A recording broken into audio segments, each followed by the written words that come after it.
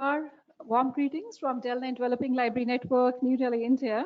Esteemed and most distinguished speaker, Professor Jean-Charles Lamirel from University of Strasbourg, France. Shri K. Jack Kumar, President DELNET, Dr. S.S. Murthy, the Vice President, Dr. P.R. Goswami, Treasurer, Dr. Debal Sikar, University Librarian, Galgotias University, Greater Noida, the administrative officials of Galgotia University and library staff colleagues, the eminent librarians, library and information science professionals, heads of various institutions, also the heads of various departments of library and information science, the LIS professionals, technology experts, faculty members, researchers, and scholars. My DELNET colleagues here at DELNET head office here at New Delhi, and as well as its coordination units in Bangalore and Pune, ladies and gentlemen. I, Dr. Sangeeta Kaul, Director DELNET, on behalf of DELNET Developing Library Network New Delhi and also the Galgotia University Greater Noida, extends a very warm, hearty welcome to all of you for joining us today in person here at DELNET New Delhi, and also online from different parts of India and many other countries, including Bangladesh, Bhutan, Canada, Iran, Nigeria, Pakistan, Sri Lanka, Switzerland, and UAE, to the talk on challenges for injecting intelligence in digital libraries, being organized by DELNET in collaboration with Galgotia University. We are much grateful to all of you for your very overwhelming response to today's session, which has been at a very short notice, but we remain truly appreciative of your very, very active participation, as more than 800 participants have registered for the program. We would like to express our very warm, sincere gratitude and thanks to Professor Lamirel, who is in India for the past more than a week time for ILIPS 2024 conference, and for acceding to our request at a very short notice to deliver the most prestigious the session today on a topic which holds a great significance for each of one of us who are working for conceptualizing and developing the digital libraries. We are much grateful to you for your very kind, gracious, generous support, Professor Lamirel, and thank you so very much for making it possible for us to have you. Also, on this occasion, we must truly appreciate the support being extended by Galgotia University, and my very special thanks to our longtime associate, Dr. Debal Sikar, who has been of very warm support always he extends, and we remain appreciative, of him. And we would also like to congratulate him for organizing very successfully the prestigious ILIPS 2024 conference in a very significant manner. It's a profound honor and now to introduce our invited speaker of this day today, Professor Jean-Charles Lamirel. And I have immense pleasure in informing you all that Professor Lamirel is both invited C-Sky Full Professor at DUT University of Dalian, China since 2016, and is also lecturer at the University of Strasbourg in France since 1997. He has also been associate researcher in SAM Paris Pantheon Sorbonne since 2021. He got his PhD in 1995 and his research accreditation in 2010. He's currently teaching artificial intelligence at the University of Dalian in information science, including library science and computer science at the University of Strasbourg, and achieving his research at Weiss Lab Laboratory of DUT Dalian at INRIA Laurier Laboratory of Nantes, France. He was a research member of the INRIA Cortex project, whose scope is neural networks and biological systems. He has been integrated the INRIA Teleris project, recently becoming the Laurier SynLab project, whose main concern is automatic language and text processing. His main domains of research are textual data mining based on neural networks, scientometrics, and social network analysis. He has interest in both theoretical models for data mining and data mining applications. Professor Lamirel is also a board member of International Webometrics Journals and organizer and board member of international conferences in machine learning, like the Cohen's WSOM Plus conference. He is also the chief editor of special issue and topical collections on incremental learning of international journals in neural networks and machine learning. He has been a committee member of the main conference in data mining, like ICDM. From 2021, Professor Lamirel is a member of the International Scientific Advisory Board of the Priority Research Areas. His research work and directions led to the successful presentation of more than 12 different PhDs and 4 PhDs which are still going on. He has generated an important scientific production of more than 70 invited conferences and organizers of a large number of international conferences and a very famous DELNET conference, which he has been coordinating for a number of years, which is just next week. It's a profound honor and pleasure to have with us Professor Lamirel. And once again, thank you so very much for acceding to our request. And Professor Lamirel is going to speak on a topic which holds a great relevance and value for each one of us: challenges for injecting intelligence in digital libraries. We are into the era, we are in the midst of the artificial intelligence.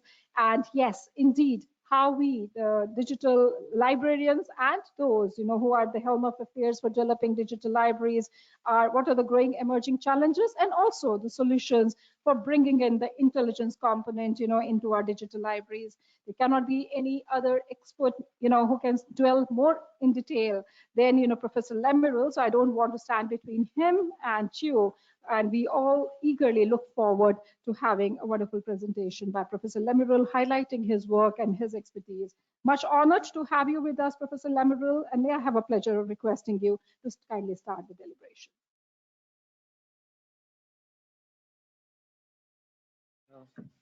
I think everybody is hearing me correctly? Perfect. Okay. So the topic of my talk today will be about the challenge for injecting intelligence in digital libraries.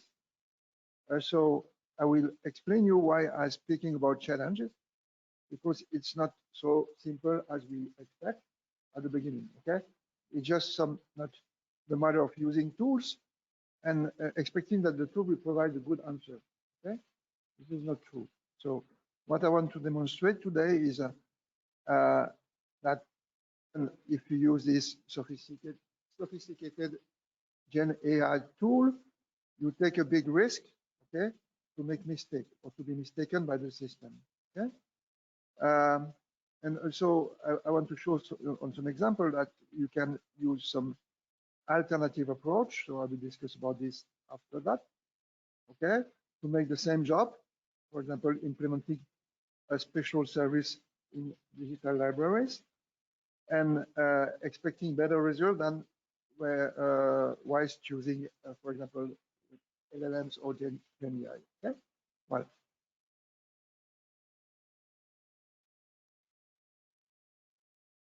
First question we can raise up is, does open access be enough for digital libraries? This could be a good question. Why? Because you expect that open access will solve all the problems. You put the collection online, and then you expect that because the collection is online, they could be, bigger in some way. You can have access to more documents, and you expect because you have access to more documents, it will be more easy to, easygoing. The first, you know perfectly that search engines they are fighting with the rise of size of the web. Okay, and the more documents are available on the web, the number of documents available on the web are doubling, at a very high rate. Okay, so it becomes more difficult for the system to choose the best one to answer to your queries. Okay, so the rise in size of the collection could cause the same problem. Okay, rising the size of the collection could be the system more difficult to be able to answer you correctly.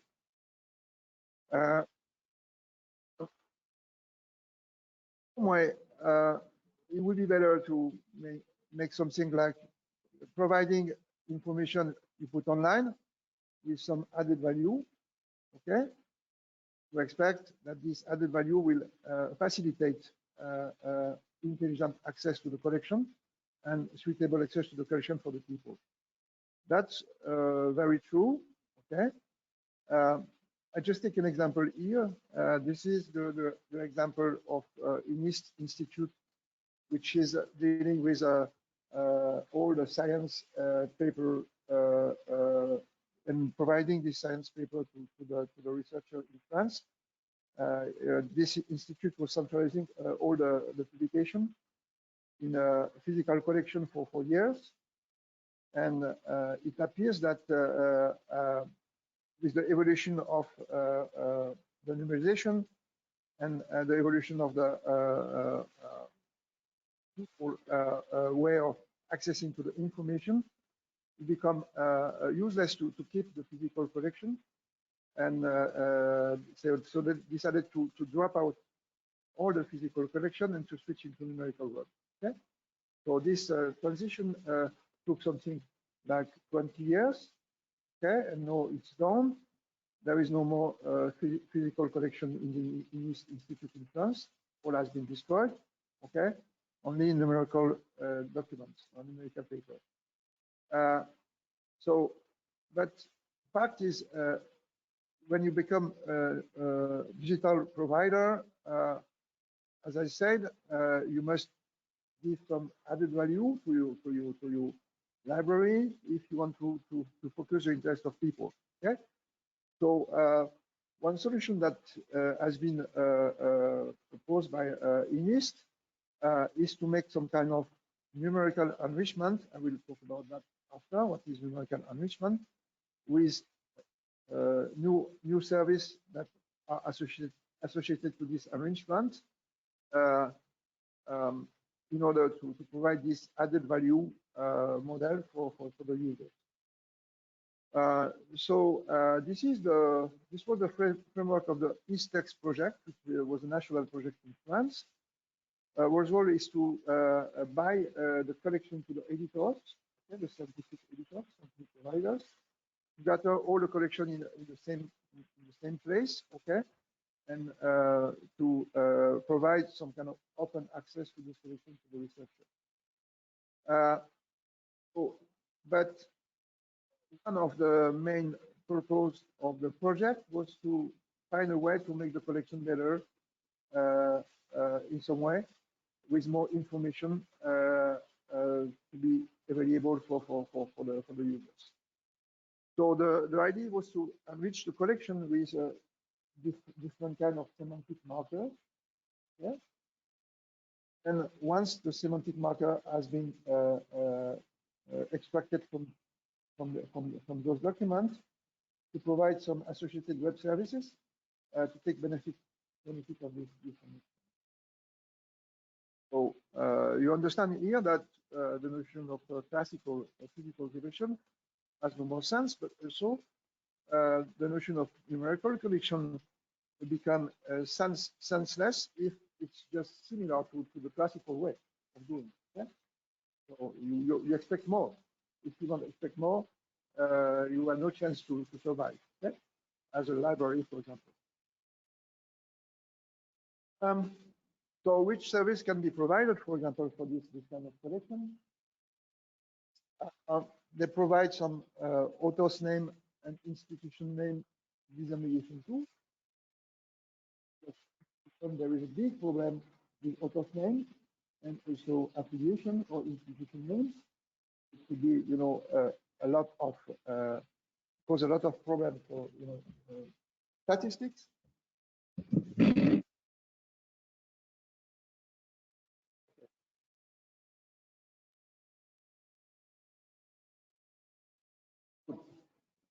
This is causing a lot of problem for statistics.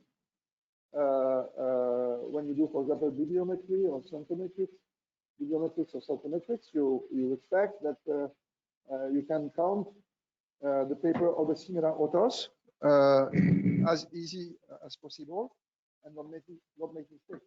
Okay.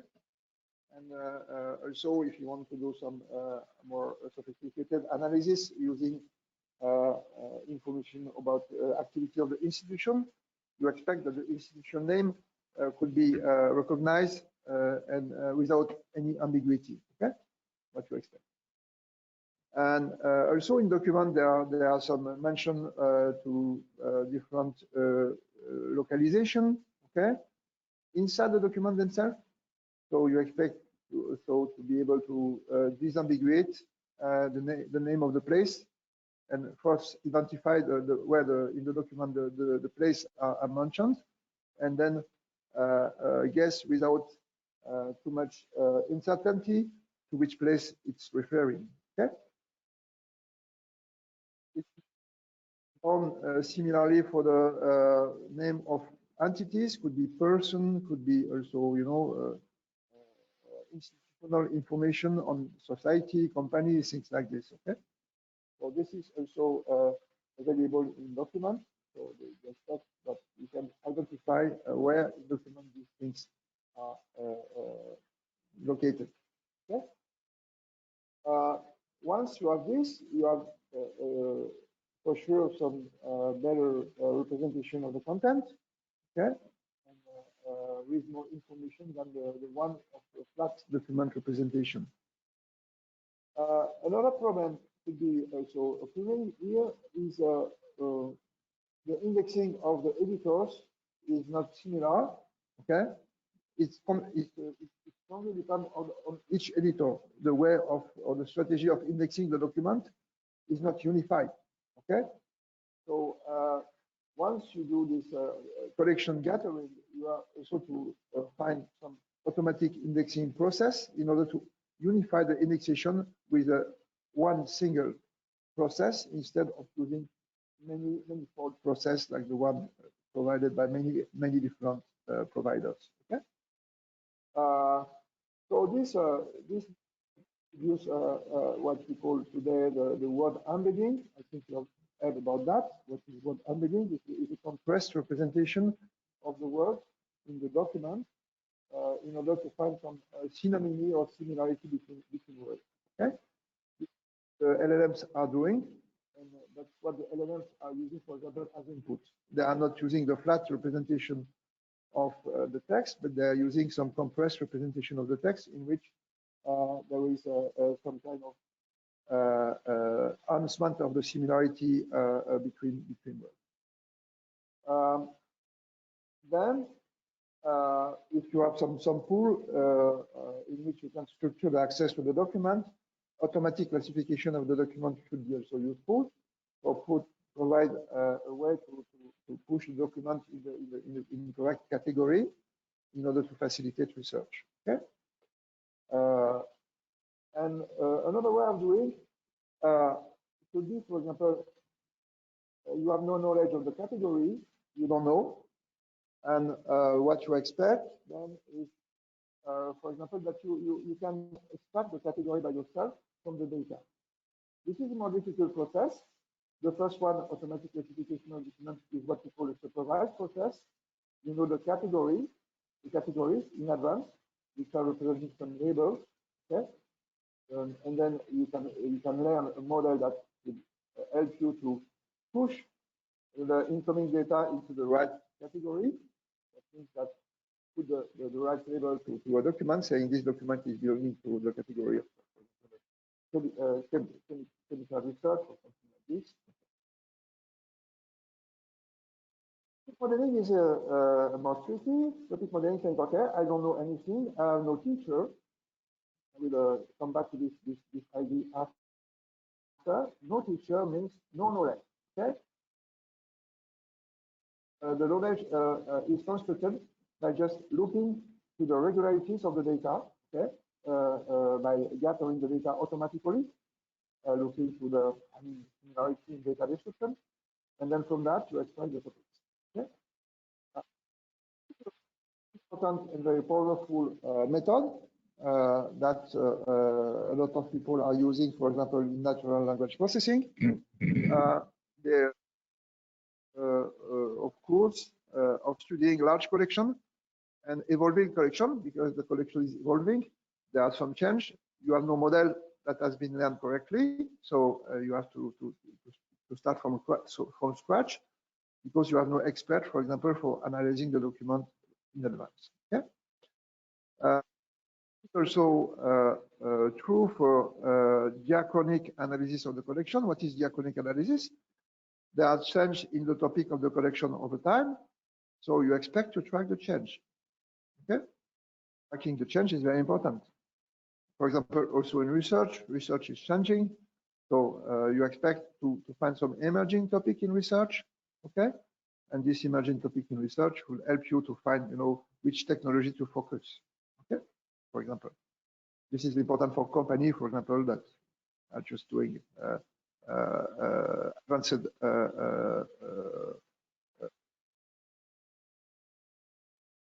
work in industry and expecting to use research result to work with.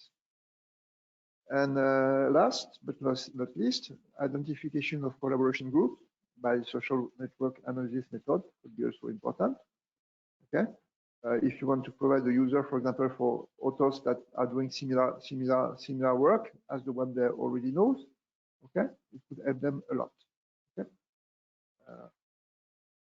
can rely on your own experience, also your own knowledge, but when the collection is growing, it's much more difficult. Okay? You expect the system to be able to do that. So, an example of what we call the word embedding. It's important that you know this in some way. Word embedding is trying to find a space for the representation of the word in which similar words they are in similar place, okay, in that space. So you can substitute one with another, okay?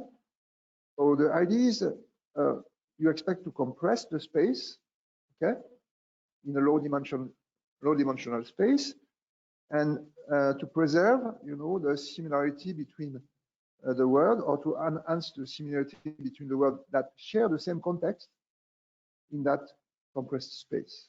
Okay, for example, here you have an example with the woman, the man, the girl, and the boy. Okay, when we talk woman, man, in some way, the context where this word appear has some strong similarity, so the word will be near in that description space. Okay, that space here, and so the compression is high. So the relationship between the words which share the same context become very strong. Okay, so they are very nearby one to another in that space: man, woman, girl, boy. And if you use a space in which you represent the royalty, for example, the degree of royalty will rise up. Okay, when you speak about queen, king, princess, prince. Okay. It's what the LLM are using, is the distance between men and women is the same as the distance between queen and king. Okay, there are some additional property in this space that help you to find some, you know, similarity by deduction. Okay, so that's what the LLM are doing in some way. So this is important to know that compressing the space of representation of word is helpful for, you know, reasoning also. So let's say that you know about that in some way, and you expect that using help you, because LLM are doing that kind of stuff. Okay, the single representation of words, for example, in text, and then they are doing some kind of reasoning. What is the reasoning of LLM exactly? Very strange, but it's not so as sophisticated as you believe.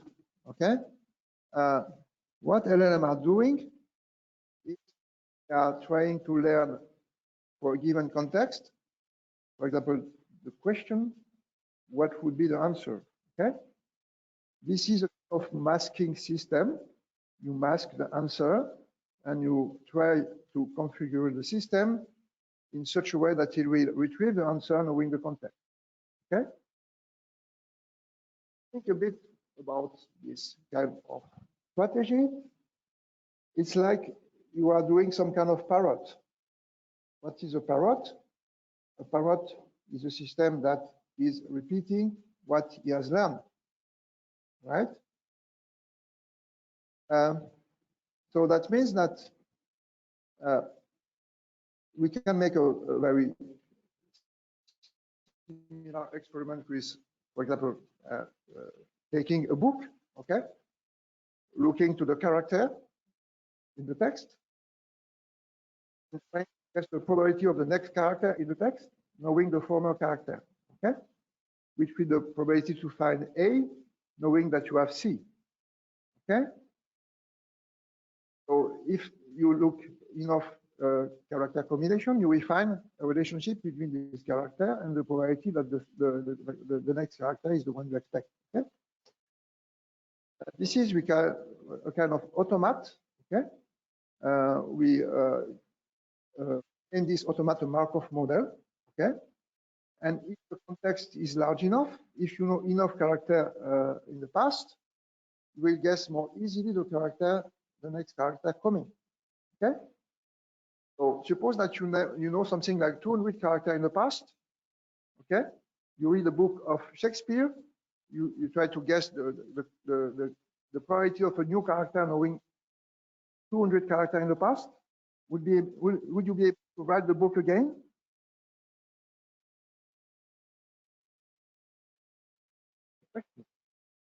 The answer is yes. You can write Shakespeare by just looking to, you know, the priority of the next character, knowing a context of something like 200 characters back. Okay? So it's very strange, but it works perfectly. You will rewrite the book from scratch. Okay? So why we say that it's parrot? Okay, because we know in advance what the next, I mean, the following word would be, knowing the former word you have on hands. Okay, so it raises a lot of questions. The first question is, okay, this is depending of the knowledge I have on hands in the beginning, right? If the knowledge is wrong, the answer would be wrong. So this is a very well-known problem in what we call supervised learning. Supervised learning, we have the data for learning. We make a model, like an automat, like a Markov model, for example, or LLM is the same. Okay, it's quite the same. The difference is very slight. Okay, so then depends on the knowledge you have. You can make some completely wrong deduction. Okay, so this is there are very famous example, for example, with Facebook that did a recommendation of film for the users. And the system was not teach about so much about black people. Okay, so it make confusion between black people and animals. That means that when the black people look film with black people, they were recommended animals film. Okay, because no knowledge in advance about black people to deduce there is a difference between black people and animals. Okay? This is the point. Second point, if the context is slightly changing, it's not the context that has been used for learning, model will as rising its chance to go wrong. Okay, because it doesn't know perfectly the context you input. It's able to keep a perfect answer because there is no connection between the context and the output, knowing that he has not learned about that context. Okay, so slight change about on the context of the model could produce fake. Okay.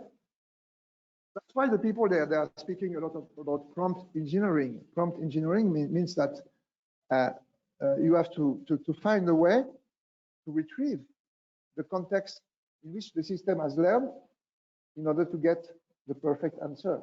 Otherwise, the risk is becoming, especially if the context is relatively different from the one the system has learned with. Okay.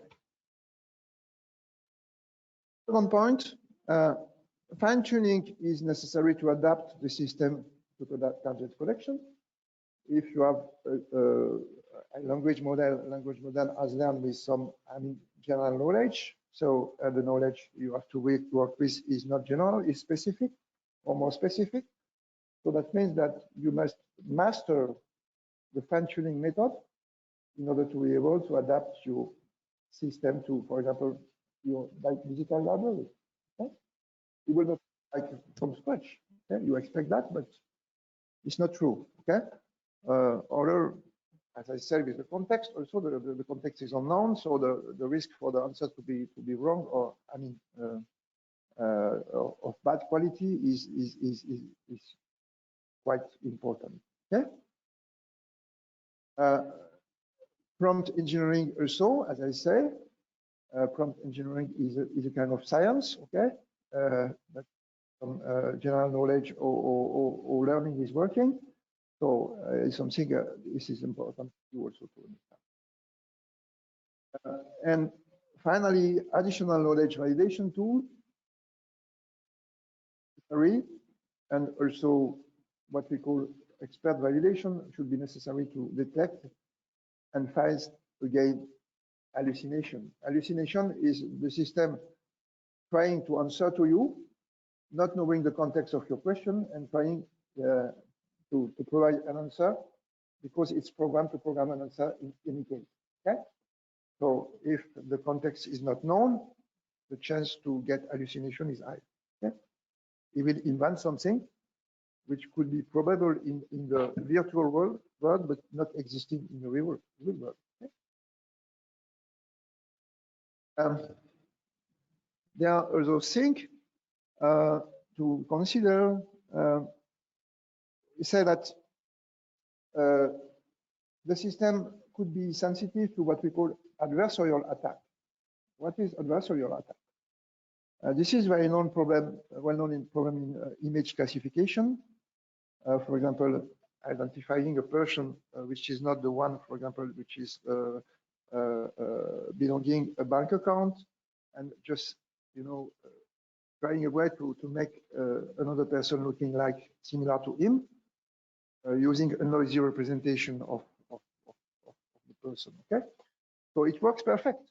That means that the system could switch to another answer or identifying something which is either completely incorrect or tweaking the system to provide a given answer, knowing that the input is incorrect. Okay, with a slight difference between the input, okay, you provide and the original input that has been used for learning.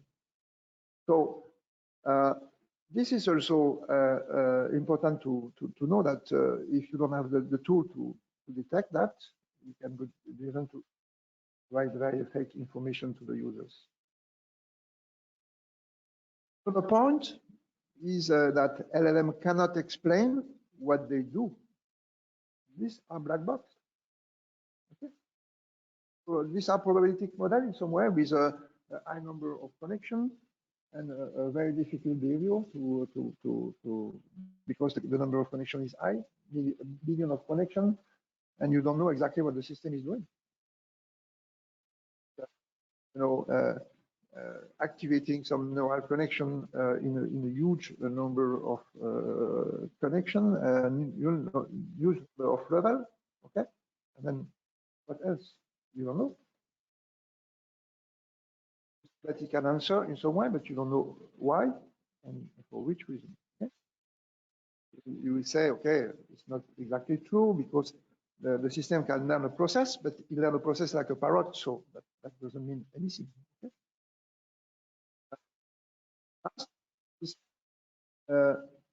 One thing which is not known, but is known by the specialists of LLM, is the fact that they cannot learn problem in which a small variation in the entries can lead to slightly different output. So this kind of learning is backpropagation learning. Backpropagation learning, if the output is wrong, you try to correct the system by backpropagating the error and from the output level to the input level, okay? Navigating through the connection in the model. But if is really complex, it could be very unstable, and unstable means you cannot learn with this method, there is no chance, okay?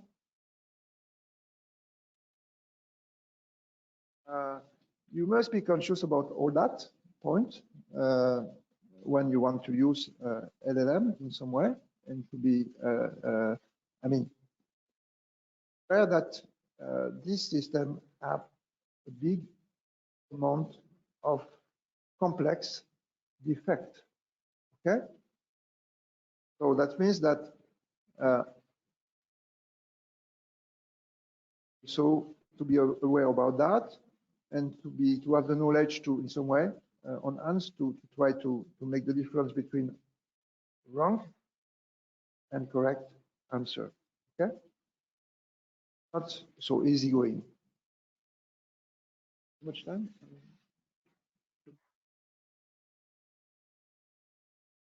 So I will just show you that we can do a different way, okay?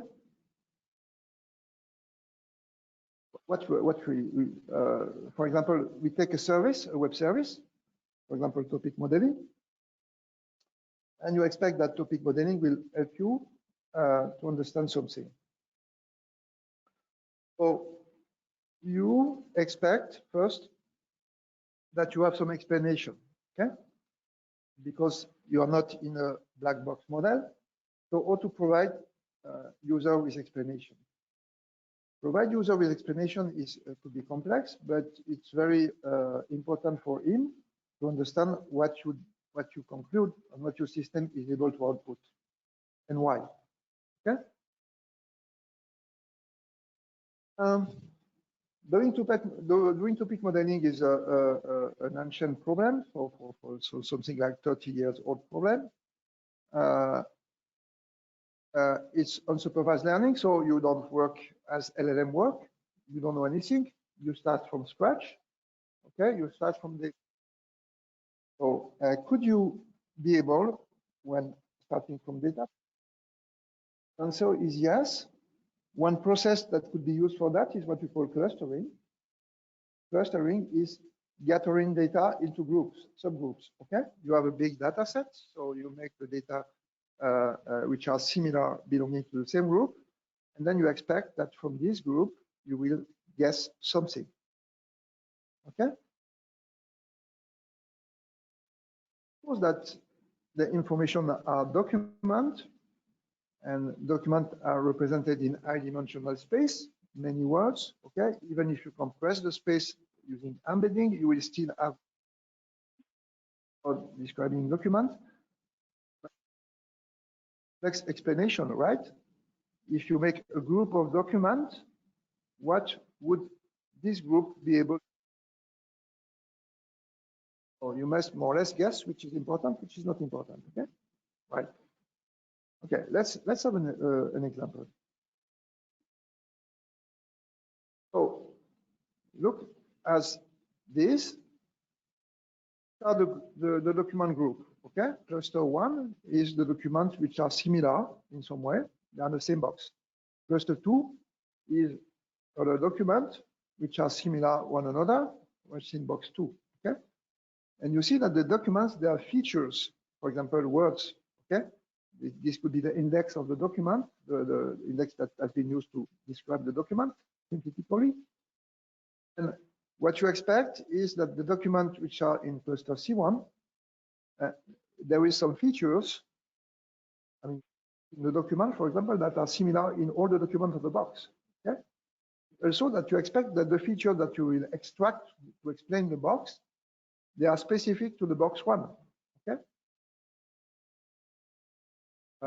The feature you will extract to describe the box 2, they are specific to the box 2.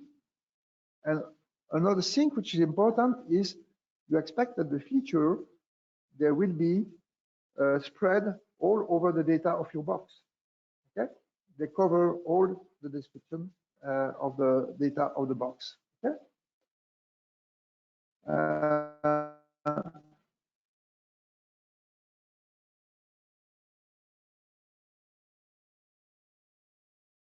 These measures and are very well known in information retrieval is what we call the recall and the dominance. Okay, measure. This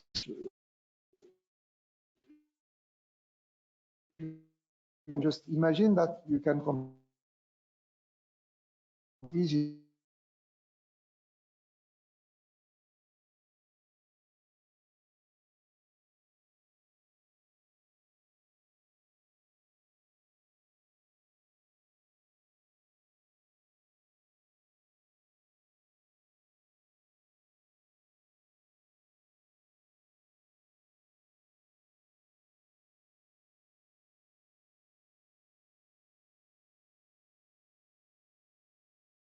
And the dominance is here.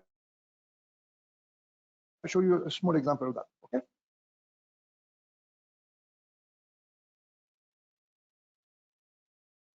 Of two class problem.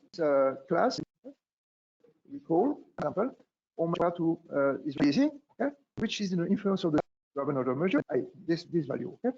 Doesn't matter so much how it's computed. Is what is discriminant, what is not, okay? Look for all the feature and all the group, men and women, and you get some kind of marginal average and a global average. What you see here, for example, is in some program with a big amount of feature, some are useless. The null size is not able to discriminate between a man and a woman. It's very low for any category. But the shoe and the air length could be able to be used for discrimination. That the shoe size is active in the man group because it's over average for the man.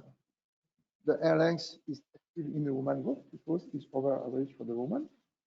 So when you have a high dimensional space, you just keep the features which are important for the group, provide explanation. The other one, they are dropped out. Okay? So let's say that with that method, you can do some topic modeling. This is an example of topic modeling using this method. So this is the news group of UCI. There are 20 news groups, and measure for all the group. And what you see is very obvious, is the most important feature are the one with the highest score, okay? The first group is the group of the car. The people are discussing about car. The second group is discussion about bike, okay? So you see, for example, that dogs are very important in bike discussion. Why? Because it's easy for bike to be fallen down by a dog on the road, okay? So, and so on. This is another example here with, for example, Dickens and Collins, okay? Charles Dickens is an author which is speaking about a small guy living in the world of adult, okay? And searching his way, okay? Searching his way is coming and going, okay? So if you study the book of Dickens, you extract this important feature from the book of Dickens, you will get the topic of the book or the collection of Dickens, okay? So this is a way of doing, which is also a bit different from the, LLM, because you learn from scratch, okay? You just look the data, look the book, extract the words.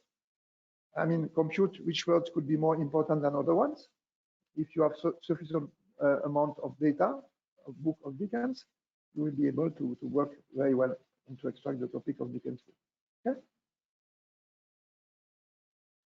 Example of application of this. How much time?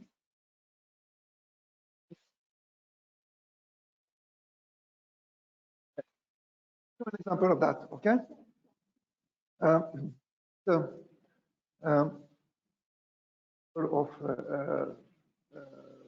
Of some research I've done in China for the Chinese science of science domain.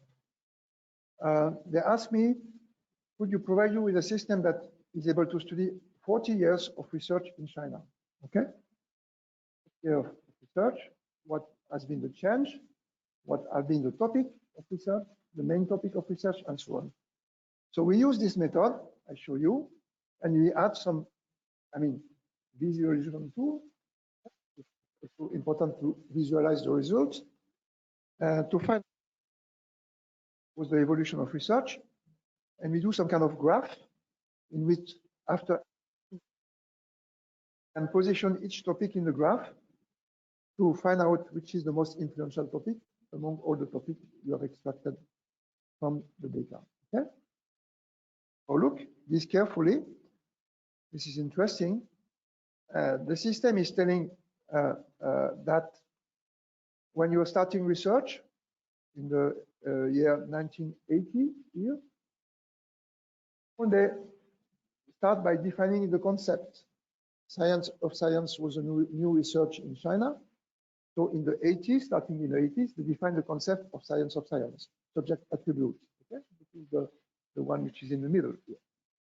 And then they start to define some editorial activity. Okay, they start to publish. Okay, set up a publishing system. They start to also do some science organization. Okay, activity, and then say quantitative research, qualitative research, because they don't have the metrics to work with, and then they switch into quantitative research using some indicators. Okay, on the left, like for example, what is knowledge mapping here. So this kind of system start from zero. They extract the topic from the data and organize the topic in order to find which are the most influential, the most central, and then they build up a diachronic path, a path of evolution over time here, saying that the research starts from this point, central point, and then goes up in more advanced research. This is an example of how it's worked.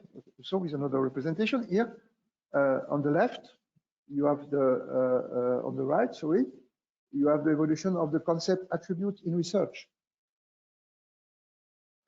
To define the concept, the research can start, and you don't need any more activity of defining concept. Okay, you see perfectly that the blue influence on the left is decreasing over time.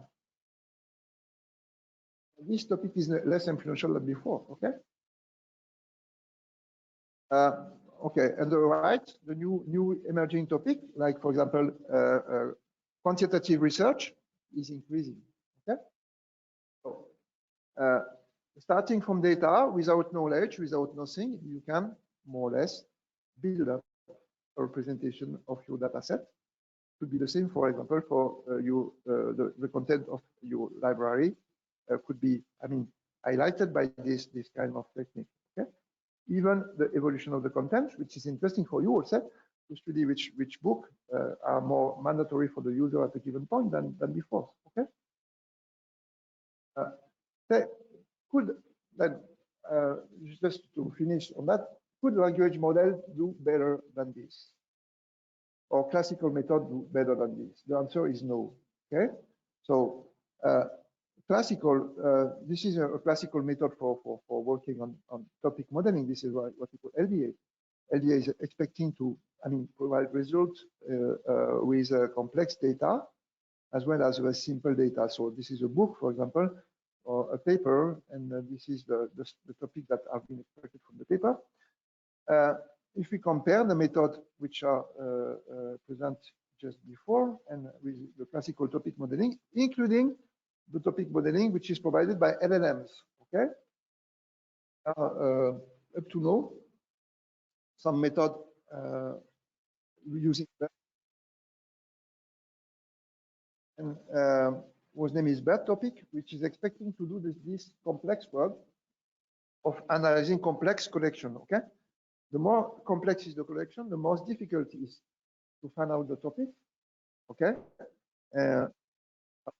so hypothesis on the modelization of the topic that could be wrong. Okay, for example, that in LDA they suppose that topics are independent one to another, which is not true in complex data.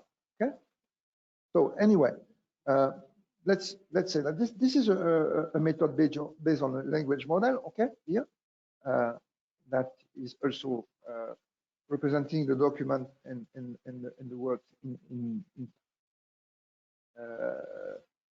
internal LLM representation, and then finding out some kind of similar object in this internal representation, and then getting out the topic. Okay. Anyway, can you measure, for example, the quality of the topic? We measure the coherence of the topic. What is the coherence of a topic? This is the capability of the system for the top words that are representing the topic to provide words which are related together in the text. Okay?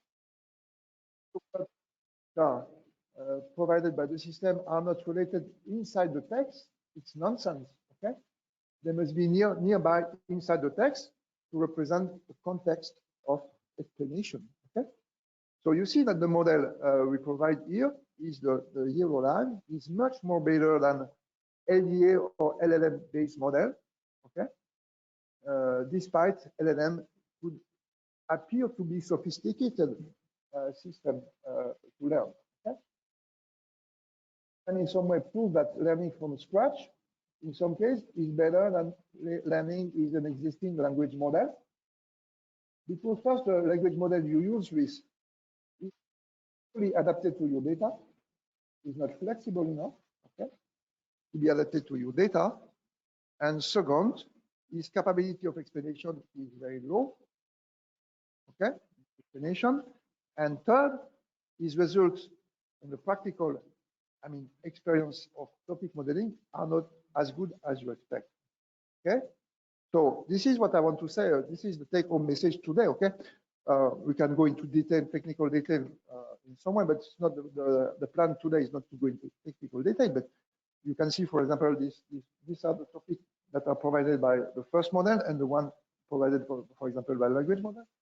You see that the one up, they provide good explanation of different concepts, and the one down, they're not, okay? So in some way, okay, say that of today is saying, okay, the LLM could have a role in digital library, but this role is still questionable in some way for the reason I explained before, okay? Not, but taking with very much care, okay?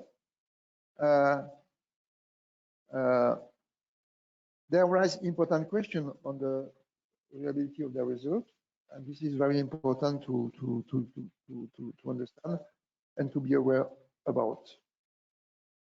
It can be beaten by unsupervised learning method. What was not expected. Okay, they learn about a big amount of data, they would learn anything correct. It's not true. It's not true. I give an example of that. Okay, we are writing a journal paper on this, comparison. That could be cause problem with some people that believe too much in this kind of technology with a blind, believing, okay, in some way. So, okay for LLMs, but with some very much care and with some tool perhaps that could be, for example, that this one could be used also to, correct the result of LLM, okay, in some way. Okay. So say, okay, no, this explanation should not be possible because it's not met in the real life. Okay. So that's my take-home message today. Welcome.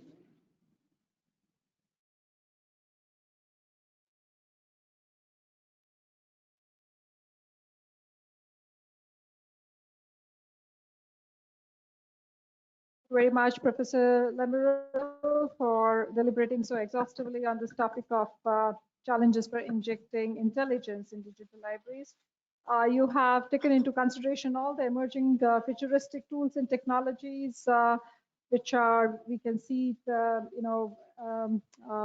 emerging now, and they're playing a very crucial role, right from the automatic classification to the prompt engineering, topic modeling. And we really wonder that how many of the the developers of the digital libraries across the globe have been really able to think in these lines, and they're practically have started incorporating, integrating, these emerging tools, into the digital libraries. We are able to see that, there's a growing use, especially in Europe. We see that the knowledge graphs, which are being now also being used a lot, especially while handling, the enormous data in the digital libraries. But practically on the ground, this is a question for you, Professor Lamirel. How many of the digital libraries do you think, when we think it at a global level, are able to be very, the early initiators of implementing these emerging tools in the digital libraries? When we think about the best of the digital libraries of the world, How many of them have been, you feel, are the ones who are taking a lead in this direction?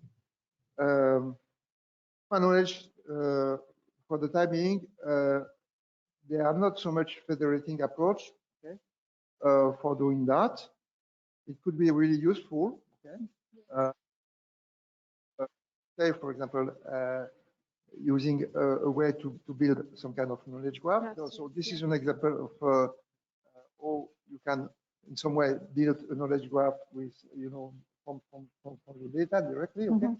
So this is important, okay? Or the concept could be related one to another. Is something that could be done by a human experience, but also could be helpful to have some representation of this by the system itself. Okay, you risk if you do ask this task to LLM, for example, to have some wrong linking. Okay, and this could be, you know, unbeneficial for you. Okay, and to have some graph which is someone probabilistic graph in which something that is expected to be linked by the system is not in the real life. Okay, it's a very well-known problem. It's what we call, you know, chaining by transitivity or something like this problem. Okay? So it's always better to have some help that not, of course, this system are not able to explain everything. Okay, there must be support for the librarian, for the user to work with. Okay, this is the idea here. Okay, but abstract representation like graph should be really useful in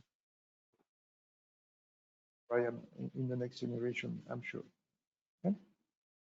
They must understand which is related, which is not, and it could be complicated.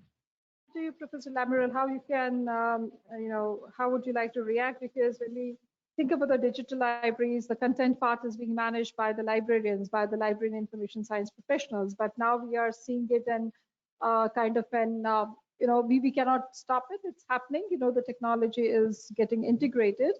But we, as a library professional, when we think about, we don't acquire, we don't hold those kinds of, you know, skill sets to bring in this technology integration.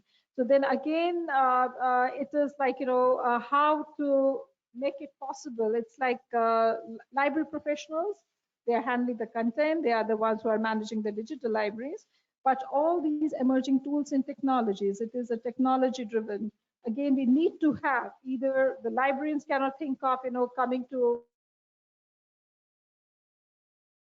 you know, for implementing it, the technology integration. So how do you think that these connections and collaborations to happen between the technology experts and the libraries, wherein we overall as a holistically, when we think about it, can lead to a better, you know, better results? Because libraries, as professionals, we are talking about, you know, we are able to see, we know that this has been happening. We know that there's a greater need to bring in these technologies. But again, the profession, the libraries would be dependent on the technology experts to get, you know, these technologies to get embedded into their digital libraries. How do you see this? Because there's a gap. There is a gap in the skill sets which is happening right now. I understand. I understand the question. My feeling is that this is also a central concern of the front research today.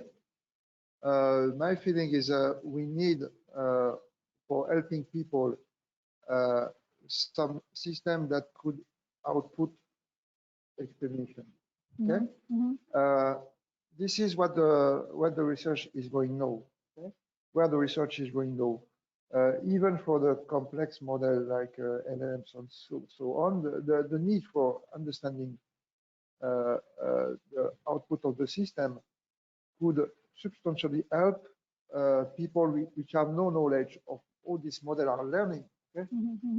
To understand what they are telling about and why they are speaking about this kind of, I mean, output instead of any others. So we are going this way, okay? And I hope that the next generation of system would be able to provide better explanation, okay? It will make the people using them more confident, okay, to interact with the system in some way. Because now we are very, very unable to say the system is wrong or not. Yeah. So for a user could be something like, I don't know the word in English, strangless, facing to the system, saying, okay, the system is better than me, so because it doesn't provide explanation, it provides one output. So it's not true. I think you have the knowledge to system or to propose an alternate solution, but the condition is you are more clear about what the solution is exactly.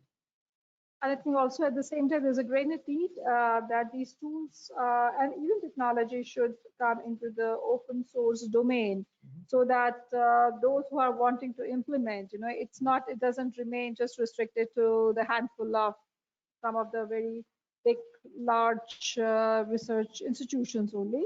Means the technology which can reach to the masses, and especially if it belongs to to the open open source domain, then only we can think about that it can reach out to because otherwise again we think about this digital have nots is still happening, though we have really gone long ahead now, but still we are seeing it on the ground. This disparity is still being there. Those who are able to bring in that change, and then there are those who are keen, who are wanting. Change is required by everyone. But how many of the organizations are able to really can afford to bring in that technology, unless and until we really make that technology more reachable, affordability, accessibility we are talking about, inclusivity we talk about, but this equitability, equitability also,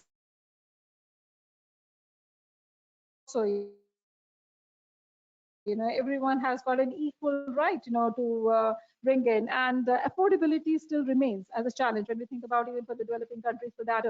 So it is a trust, the sharing of the technology, this sharing of your expertise. That's also very important at a global level when we think about, because otherwise it just remains restricted, and this, as we have been discussing with our Professor Dubinsky, this connections. So this connections has to lead, towards collaborations. So otherwise, just establishing the connection through the technology doesn't really add a value unless and until yeah. So I agree with that idea. Yeah, I agree with that idea that this technology could not be,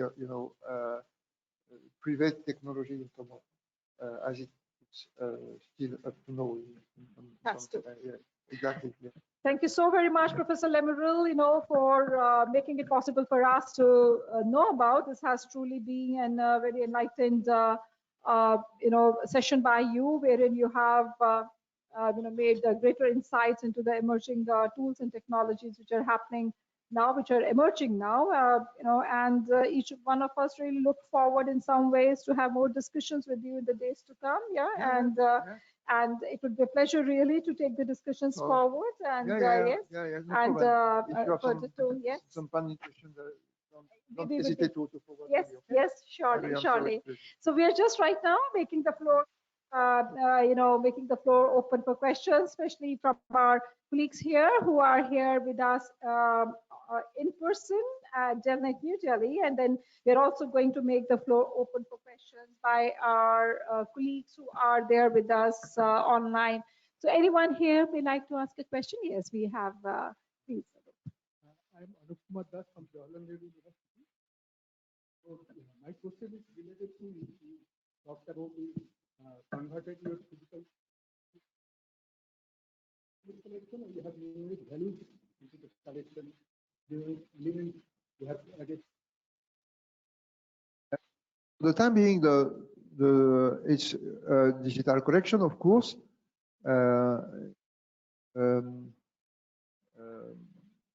annotated with some semantic marker, as I said. The limitation today is to be able to gather all the document from the editors, okay? Because we have to pay for this, make us paying. And we are still struggling to get the latest revision of the collection, okay? So in some way, don't have found for the time being a business model of collaboration with editors that could provide us with, regular update of the data. We have the tool to deal with the data, to make the semantic marking. As I said before, the tools are here. But the problem is availability of the last, which is still a problem with editors. Okay? So this is not completely solved in some way. Yeah. So I have a follow-up question Yeah. related to knowledge. Can it be used for the multimedia or collection? Yeah, definitely. Especially this method I show you here. This is what we call knowledge agnostic method. Okay, it can work with any language. This is a knowledge agnostic statistic and zero parameter statistic. So it could work perfectly with any language. To be honest, we have a project with French Defense for automatic knowledge agnostic summarization. I'm much more interested in having a system which is flexible and reactive enough. You don't need to use any external knowledge to work with. Okay, the problem of the system is faced with a new language. You must build up, the knowledge for the system to work if you use supervised learning. So unsupervised learning is more powerful to deal this with, combined with specific statistics as the one I presented before. Yeah. Question? Yeah, thank you. I would just like to ask you one question, and this is in continuation to the question being asked by Dr. Nugdas. And this is, we are putting a lot, but you have mentioned it also in your slide that now the 20 years data which has been converted into digital and no more any physical, it's all going digital way. How do we safeguard, the digital preservation? I don't know how many of you have read an article. We just came 3 days ago in Nature, wherein that was in the Nature's editorial, saying that how millions and millions of research articles are now getting lost forever. They were referring to all this ORCID data and others, which are no longer, you have got the identifiers, and then, but they are now no longer being there. And they said that there is no way to reach out to that research. It came in that editorial. In fact, it is on the agenda to write to the editor, because he happens to be a librarian who wrote that particular wonderful editorial, that how millions and millions of research articles are getting lost now. And because they said there is no focus on digital preservation, and digital preservation is not on anyone's agenda. In fact, I was just trying to, because that article, it got just last week only it got published. How do you see that? Where are, because we are just going the digital way, but how about preserving, that digital preservation of the content? What are we really, because, and that's globally it's happening, no one is really paying much attention on the digital preservation. We do have the physical, rare materials being there. We are still undertaking, all this conservation and preservation, but the digital preservation, and as one should read that article. It's a wonderful article in the Nature which came, Nature editorial last week. And the title says, I was just trying to, tell you the exact title of that particular, I have got the full text of that, where they say that millions of articles, they are no longer available. They used to give the DOIs, and they are not being available now. So, and there is no way to reach out, now to those articles. So how do you see, the more we are getting into the digital ways, but how about this digital preservation? Because that has everything to do with this, as you have also your slide showed, that 20 years now, and now you no longer are going there's nothing now physical, it's all a digital. How we are safeguarding, our past for the future generations? Okay, I don't I don't see any attempt for the time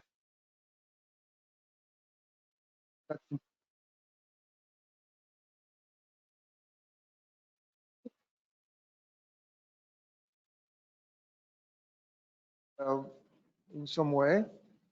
Why? Because I mean, the past research has some reference items that are still important to know up to date that could fund any kind of important research. So it's not because you are flying over papers and think like the people are doing today that we will do you research. Good research is also found on the past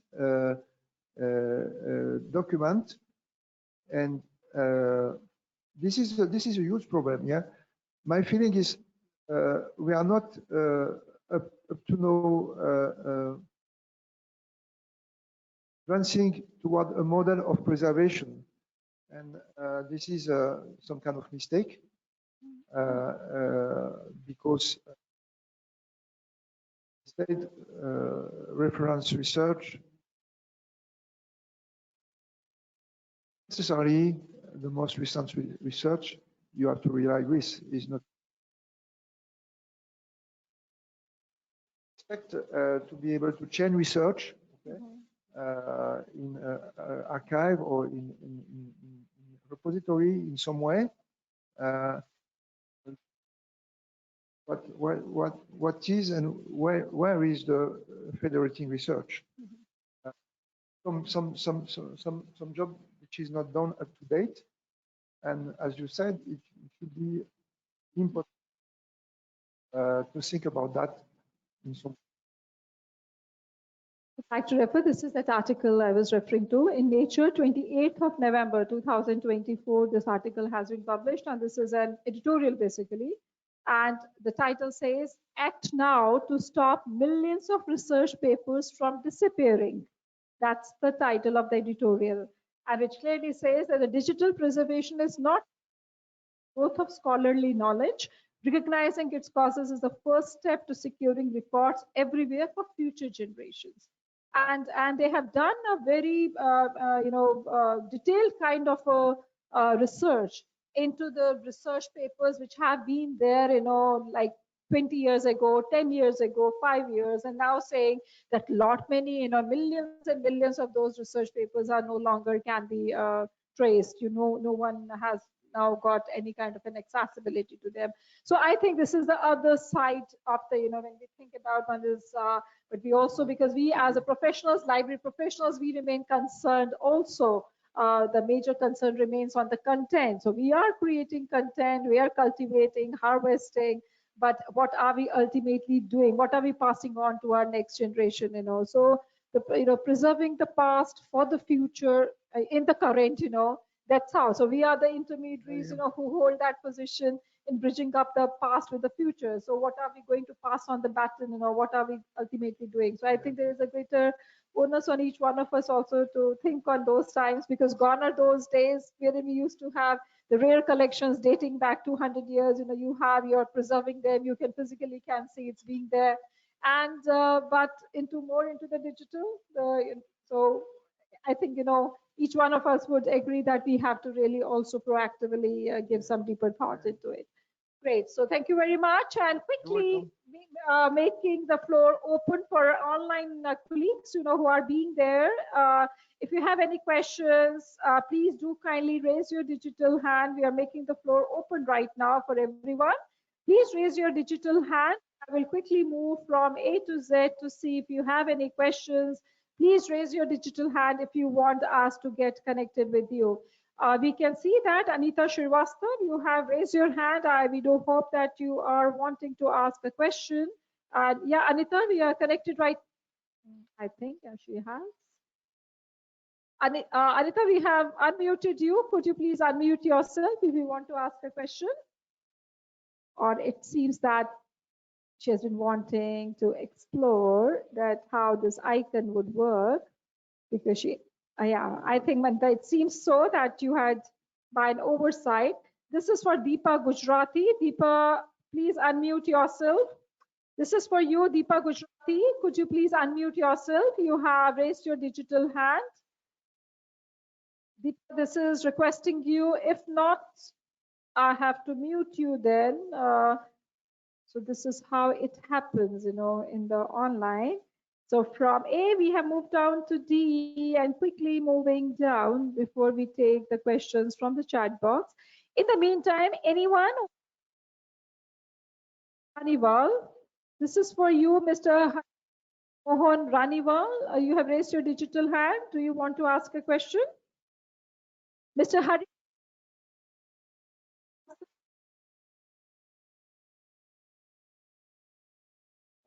As highly impatient, so have to mute you if you are not able to unmute yourself.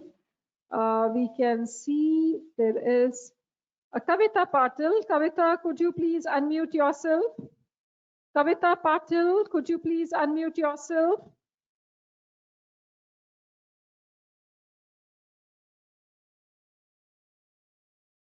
I want to ensure that no one's queries remains unanswered. So that's how this is for Muthaya Venkata Shekhar. This is for Muthaya Venkata Shekhar. Could you please unmute yourself? Mr.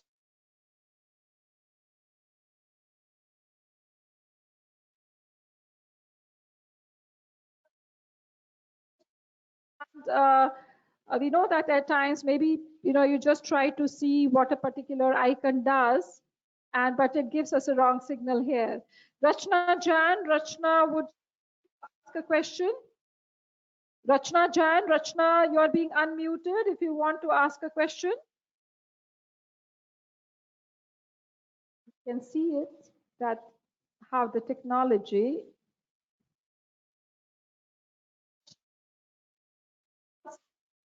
Rachna Jan, could you please unmute yourself? Yeah.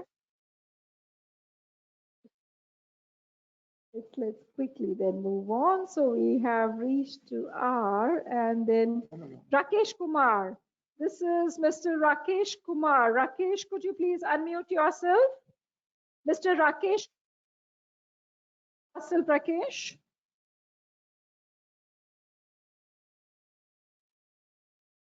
Request that in case you have raised your digital hand by an oversight, do connect and tell that, yeah, it's already the person has gone offline, but how it happens. So you can see how the platform works. Yeah, it's a very robust platform, and yeah, so it does allow you to.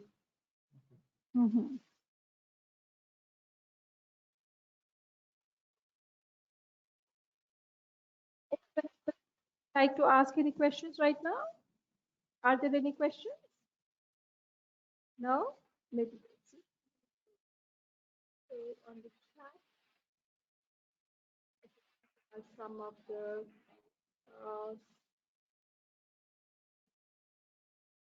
this is something to do.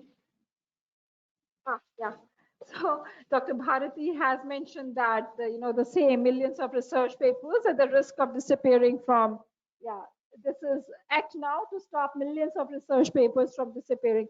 I could see that we have our youngster who is wanting to ask a question, and okay, so Mr. Jutika Nandadas has said to if possible to share the PPT. Okay. Yeah. And how? Okay, this is from Mr. Samuel.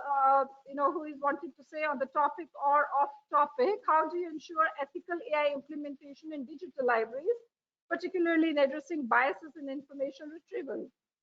You may like to answer to this. Okay. Ethical use of, and especially in the bias, that we get in information retrieval.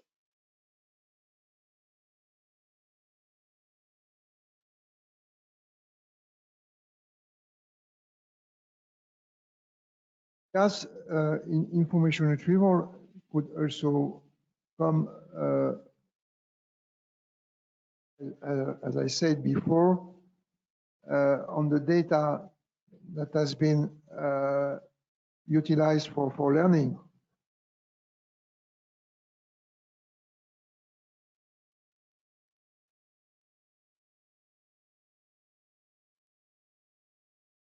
So, Mr. Samuel Vailan Samtunga, I answer a bit about this.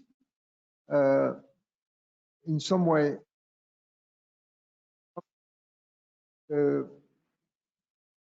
it's not necessarily the bias in information retrieval,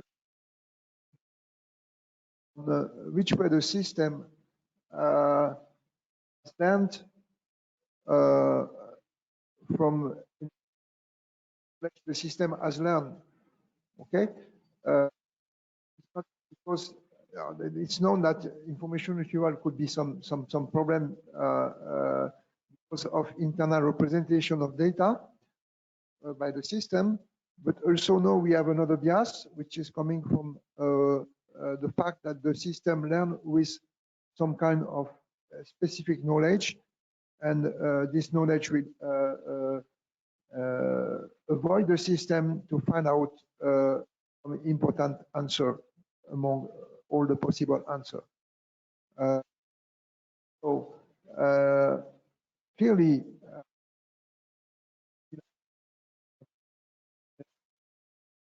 that's what I said in the introduction of my.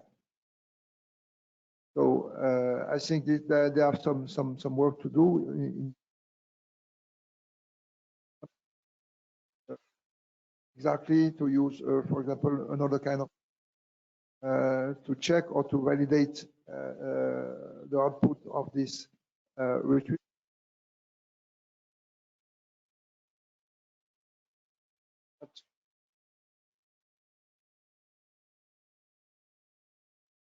Thank you very much, Professor Samuel, and thank you very much, Professor Lamirel, and thank you very much, Samuel, for asking this very, very important question about this ethical AI, and especially in the bias that we get, in the information retrieval, which are all AI generated. So thank you so very much. Any questions? Yeah, we have. Yes, please introduce yourself to the speaker, and then you may ask the question, please. Hello all. My name is Om Prakash, and I am a MLIS student from University of Delhi. Currently I'm pursuing master's. So I was recently studying about the use of blockchain as a concern about digital preservation. So I was just reading an article that where we were using blockchain to store the information for further, like as it is a decentralized network. So can it be helpful for a longer period of preservation, and how it is helping in preserving our content online?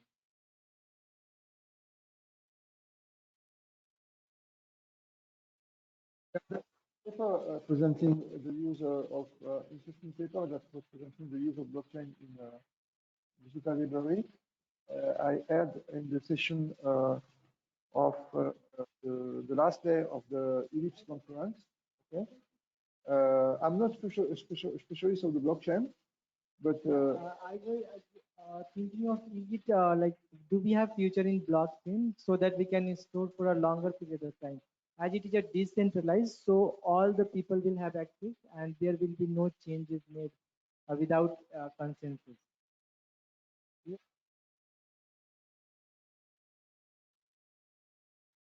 about that is that blockchain could be useful to certify documents in a collective way. You know what I mean?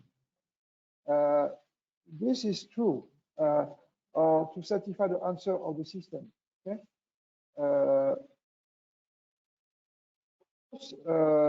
This is a collaborative validation process. Okay, and in that sense, would say that my feeling is in the validation process of the data, okay, or in a large scale, at a large scale. That is interesting. not only for validation of transaction, or, between digital libraries that has been proposed. It's interesting, it's important, but also and at a larger scale to validate, I mean, knowledge, okay, a consultation process. Yeah.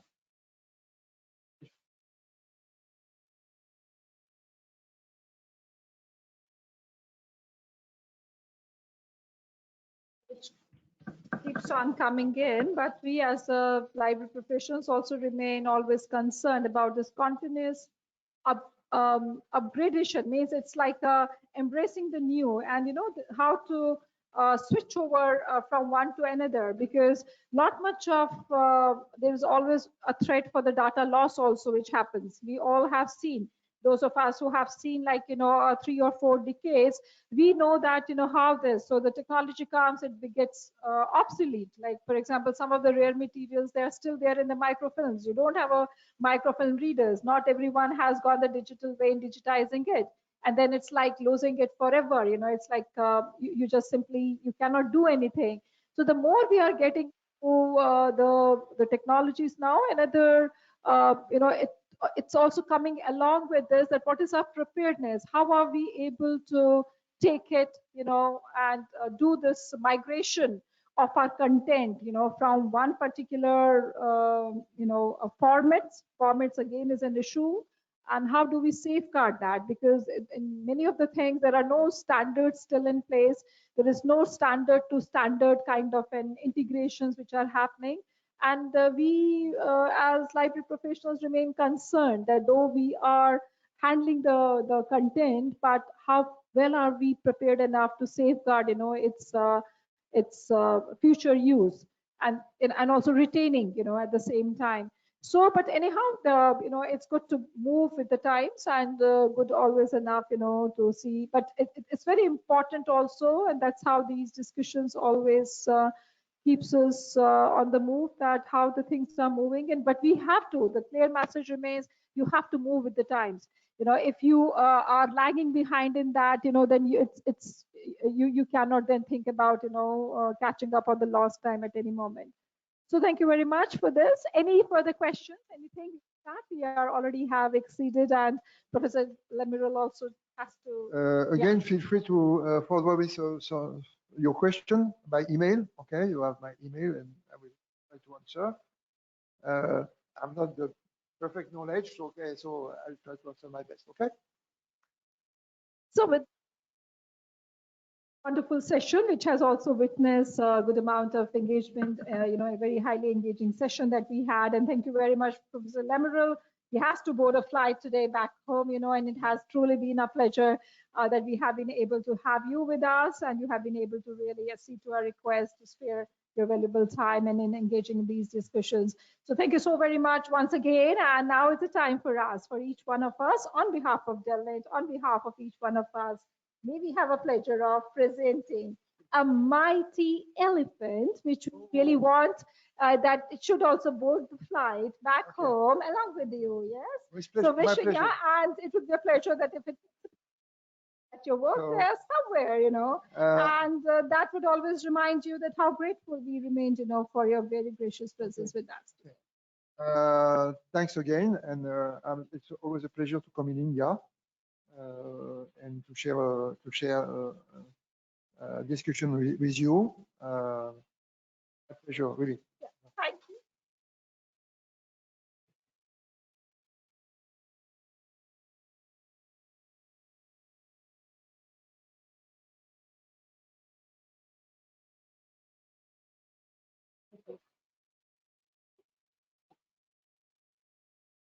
Oh my God. Yes, yes.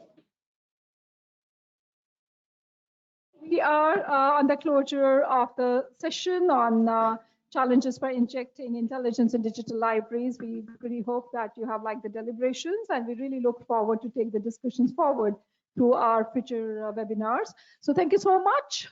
Those of my wonderful colleagues who have been able to join in person and have been able to stay on since morning, because this is the second session of the day today. We have truly appreciated your being, staying back here and being such a wonderful part of our second session of today.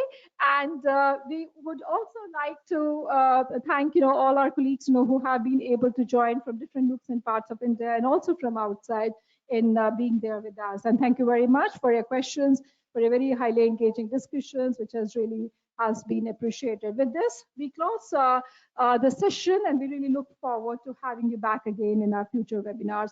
Thank you very much, one and all. God bless you all. Stay happy, stay blessed, do stay connected.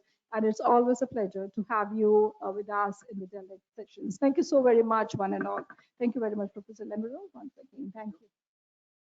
God bless you all. Thank you very much. Thanks. Thank you.